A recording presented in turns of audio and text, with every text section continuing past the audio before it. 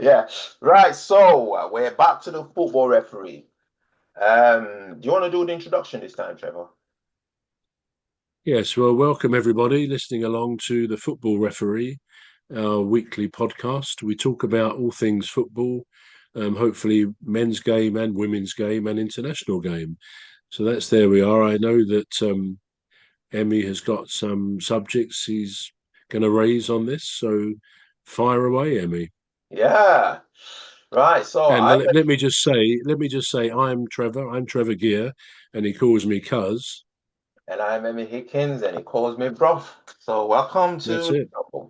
exciting time. So there's a lot of talks of transfers and moves, I suppose, and there's also pre-seasons, right? So Mm. there's pre-seasons, and there's this story that I wanted to talk about, and it's about I think it's Pep Guardiola, and he in one of his preseason matches, he was in America. I'm just trying to so he was in America, and this it was a very huge fan of his came up to him and wanted him to sign his signature on his body.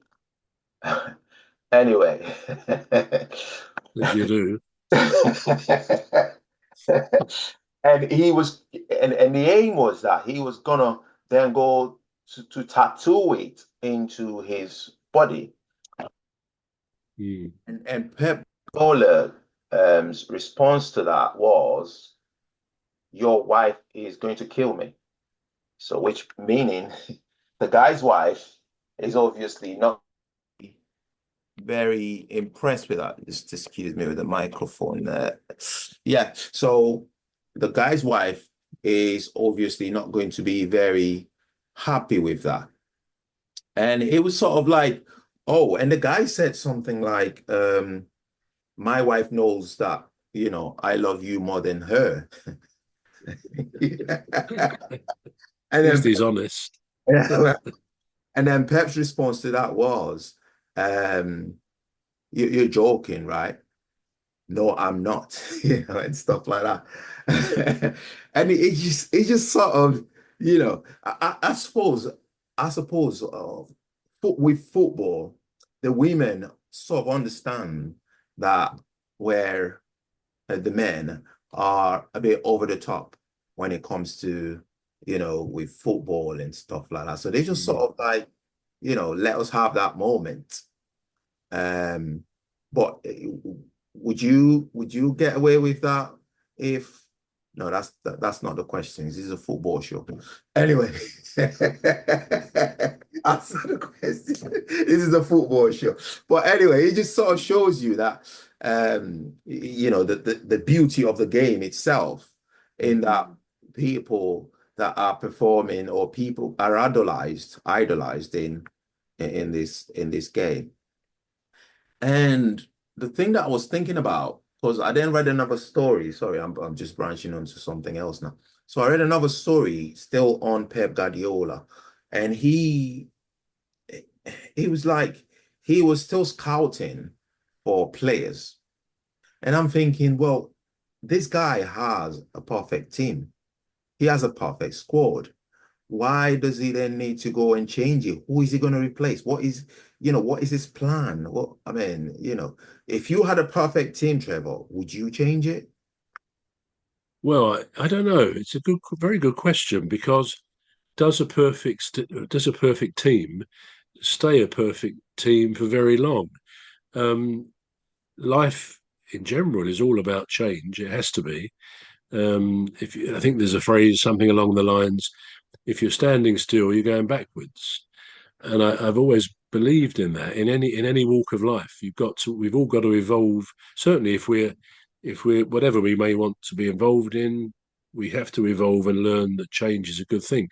So yeah, he does have pretty much a perfect team, but then you get the incidents of people getting a bit older. You get dressing room discontent. For example, I noticed that Alvarez has complained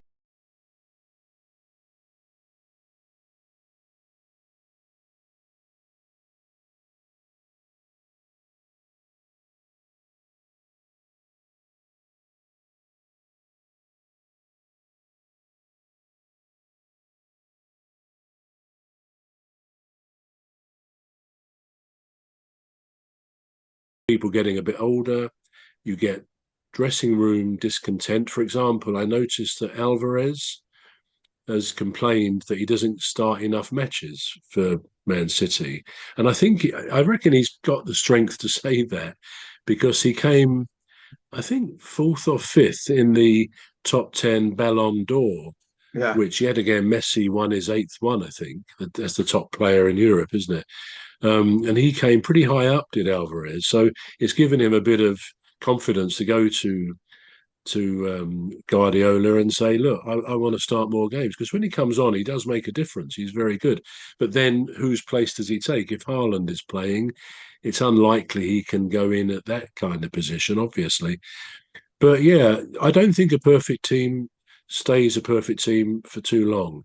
Um, indeed, when I read the end of seasons or beginning, well, I'm not going to buy anybody because we don't need anybody. Yeah. I'm always a bit suspicious of that because, you know, if you've got a decent squad of players, there will always be those who don't get games every week. A bit like Grealish didn't get picked for England, which I think he should have done in the Euros. Yeah. And he doesn't always start at City because they've got that, is it Doku, that a brilliant little winger, superb player.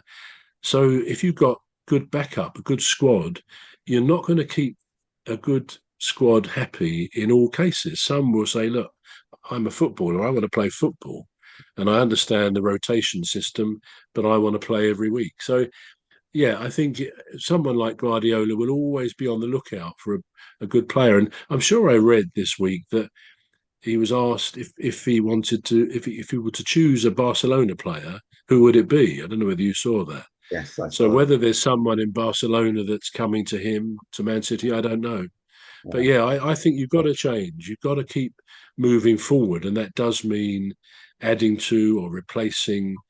There will always be some elements in your squad which are a bit suspect, Yeah. whether it's mental approach, whether it's ability, whether it's age. So yeah, you've got to keep wanting to stay on top. And I Yeah. think that's the way Guardiola does it. Yeah. It just got me thinking because if I were Guardiola, I think, you know what? I'm winning. Why do I need?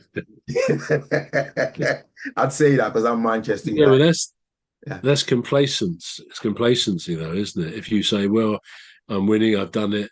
I mean, when you think, I think they've won. They've won the last four. Yeah. They Yeah. didn't win. Then Liverpool won one when we had the empty football stadiums. They won that in the lockdown, Yeah. and I think City won the previous three. I Right. mean, they're just phenomenal. So Yeah. yeah, they as long as they keep the bones of that team together. But then you look back and think of players they have had. Um, I mean, there was David. What was his name? Little David player, little midfield player. Yeah. David something. Yeah. Very, very, very good player. David Silva, wasn't it? Yeah. He went, and they've sold one or two other players, maybe to Arsenal elsewhere. But they do. There comes a point where these players get to their best and their peak, and then they will go down. But that's when he changes them. Yeah. But yeah, I think he will. As long as he's there, he will win the title most likely because he's that good, and he's in his own way. He's ruthless with the players. He won't. He doesn't act on sentiment. I don't think he's a ruthless man, which you've got to be. And I think probably a very bit like Klopp, a very likable man.